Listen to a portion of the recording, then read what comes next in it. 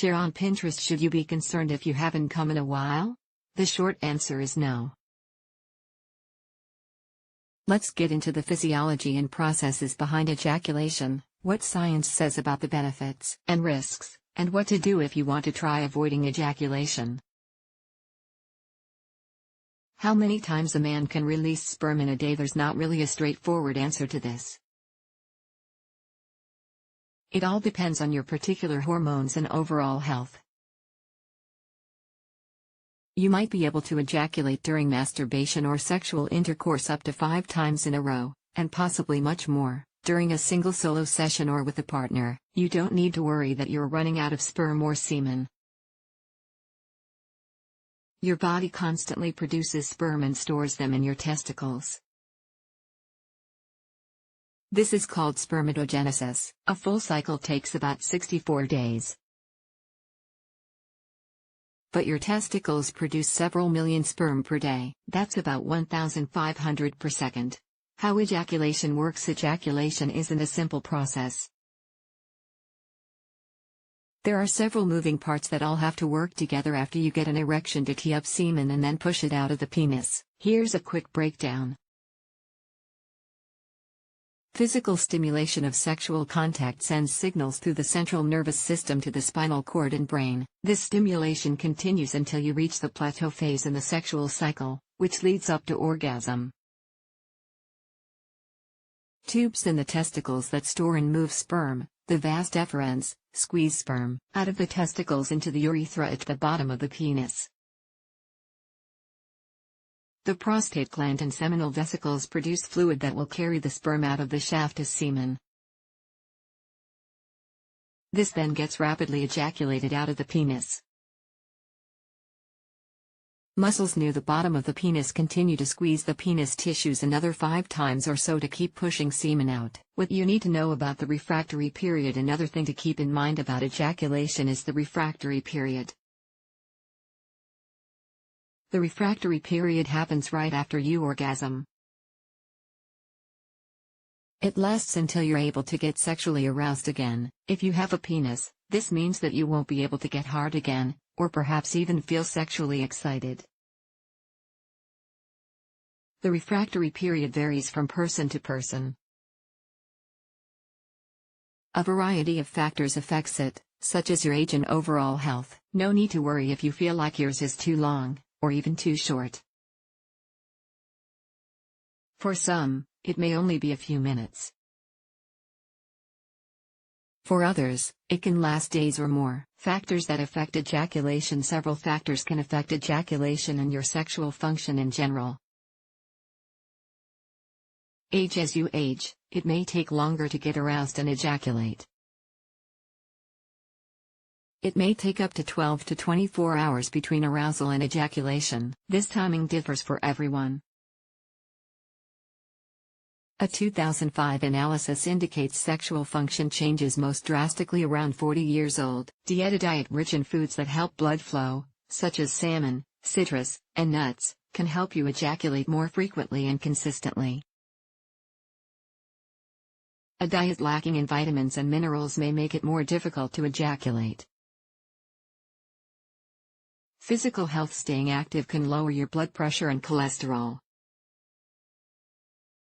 Both of these things can affect ejaculation. Aim to do moderate to heavy activity at least 20 to 30 minutes every day. Mental health. Stress, anxiety, depression, and other mental health conditions can affect your sexual function. As a result, that can affect your ability, or inability, to ejaculate. Sexual tastes. Masturbation and sexual activity are just as much about enjoying yourself as ensuring that your body's physiologically ready for ejaculation. All of the following can affect ejaculation: experimenting with different positions and parts of the body, being sexually active at different times of the day, setting different moods with lighting, scents, and music, trying role-playing. Is it unhealthy to go a long time without ejaculating? There is inconclusive evidence regarding how ejaculation frequency is tied to health. Here's where the research currently stands. A 2018 survey trusted source of research papers on this subject found that limiting the time between ejaculations may improve sperm quality. However, the study authors caution there's not enough evidence to say for sure. A well-known 2016 study of almost 32,000 males that lasted from 1992 to 2010 suggests that ejaculating often, about 21 times a month, might lower the risk of prostate cancer. But this study used self-reported data. It's hard to know for sure whether people's answers are truly accurate, since they weren't observed in a controlled lab setting. People don't always remember things with 100% accuracy. A 2004 study trusted source with this same group of males didn't find any significant link between ejaculation and risk of prostate cancer. So, even though the 2016 study gained more than 12 years of extra data, the study didn't change at all. Don't take these kinds of results at face value. And a 2003 study of more than 1,000 males with a diagnosis of prostate cancer also used self-report methods. Researchers asked a few questions that most people probably don't know the exact answers to, like when they first ejaculated and how many partners they'd had up to that point. How to go a long time without ejaculating. Here are some ways you can try to control how often you ejaculate. How to last longer in bed. Try the squeeze method. Right before you orgasm, gently squeeze the area where your penis head and shaft meet to stop yourself from coming. A more involved method is edging. When you get really close to ejaculating, you stop right when you're about to come. Edging has origins as medical treatment for people who experience premature ejaculation. Today, many people practice it and advocate its benefits. How to ejaculate less frequently at other times. Want to ejaculate less in general? Try Kegel exercises. They can get you better control of your pelvic floor muscles so you can keep yourself from ejaculating. What happens to sperm that aren't released from the body not ejaculating much these days?